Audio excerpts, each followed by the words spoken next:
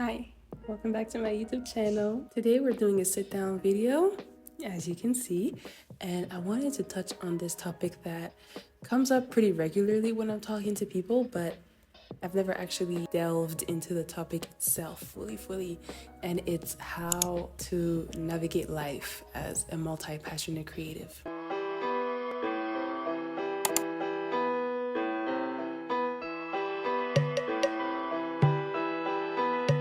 If you know me in real life, then you know I be doing everything and anything.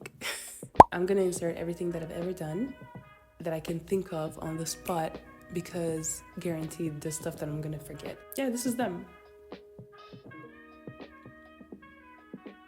Today I wanted to talk about the ins and outs of doing multiple things and not fully focusing on one path. Let's start with human design. If you know human design, if you're in that woo-woo shit, you know. I'm a manifesting generator, and that's actually the standard for a manifesting generator. They're supposed to be doing multiple things given they're passionate about them. And once I found that out about myself, it made me feel better because there has been times where I was like, damn, can I pick to one thing and stick to it? Why do I have to do multiple things? But when I read that, I was like, all right, I'm on the right life path, but how do I make it work, right? Remember, I just said a manifesting generator can do multiple things at once, yes, given they're passionate about them. And I am passionate about all these things, but it ebbs and flows. Sometimes I'm super into event organization and nothing else. Other times I'm super into content, my personal content, and nothing else. Other times I'm super into photography. It's a lot, right? So the passion aspect of it is very important. Do I like what I do? Yes, I do. So that's good. But one thing that does come with just having multiple eggs in multiple baskets is your free time. In this moment in my life, when I'm filming this, I basically don't have time to myself because I'm just working on so many different things, some that you've seen already, some that you're about to see, and others that maybe you'll never see, behind the scenes stuff. And so when it comes to having a scheduled 9 to 5 where you're gonna have these days off, usually the weekend, that's good because okay, I'm working Monday to Friday, cool, but the weekend is mine, right? I don't have that right now, but sometimes I have a whole week free open, nothing's going on. So sometimes it's good, sometimes it's taxing, but at the end of the day, I still like what I do. Another aspect is employment. I have spoken to some people before as I was complaining, and I was like, look at my CV. Would you employ me? Because being very honest with myself, my CV looks like I'm all over the place, which I am. It's my reality. But if someone looks at it, if I'm applying for a proper scheduled job, right? And someone looks at my CV, they're gonna be like, oh, she's about to leave, or she's gonna be working on other things while she's working for us, so why should we employ her, right? So I am currently on paper unemployed, and it's honestly, it took a while to get here, but I'm very fine with it right now. I'm very okay being the face of unemployment because when I have been employed, my past experiences, I'm not going to say for every single job that I've had, but for most of them, the common denominators were just people taking advantage of my time. I'm expected to work even when I'm supposed to not be working, that kind of thing, right? And the financial aspect wasn't the best in multiple cases, So it's the job experiences that I've had they don't make me want to get back out there, if that makes sense. There was obviously pros to having a proper, job. But the cons really outweighed the pros for me.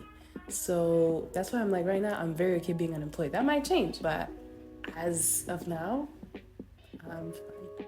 And I do acknowledge that it's very privileged to say that. But that's where I'm at. because the issues that I spoke about in terms of employment, like the, like the financial aspect and working when I'm not supposed to be working and stuff, I'm still dealing with that right now, but I don't have anyone to respond to, right? That's the difference. So currently, that's what I prefer for myself. Like, at least I get to set my schedule. Even amidst all the craziness, I get to be like, all right, today I'm going to be working on this specifically, and that's it. Tomorrow I'm going to be working on that specifically, and that's it.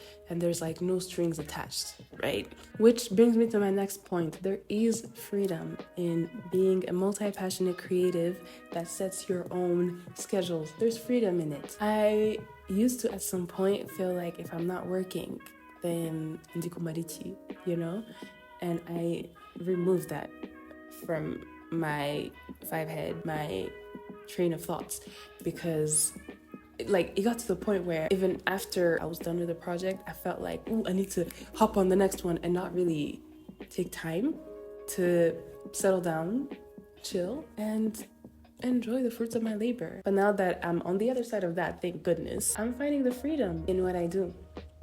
And like I said, some weeks are like super packed, but that's on me. Like, I wake up and I'm like, this is what I'm doing, yes. But there's going to be a deadline to it, which in itself creates so much freedom, because after this certain date, it's out of my hands. It's not like a continuous thing that you have to show up for every single day. No, you get time to rest, and rest days are very important. You need to have downtime as a multi-passionate creative. There's no ifs, buts, there's no shortcuts to it. No, you must rest, because number one, your body needs it, you need it. But number two, I found that sometimes during my downtime, my resting time, I get so many downloads, so many creative ideas. Things just flow in here. And then I write it down, and when it's time to get to work, I get to work. The last thing that I wanted to touch on this video is the ability to learn so much and grow so much, because I'm always being introduced to new environments, to new ways of doing things, and I love learning, and I really am grateful for that aspect of the life path I'm on. There's always something new to learn. There's always something happening. There's always something moving, and it keeps me sharp, keeps me young. And I love it. So with that, I'd like to end this video here, because if I kept going, I would ramble on. As of now, like I said, I'm the face of unemployment right now. I'm not really tied to one place, but I am working on like personal projects that I'm so excited to put out, and watch out for those. So excited. Y'all have no idea. If you've made it this far, thank you so much for tagging along. Don't forget to like, share, subscribe, and comment. See you next time.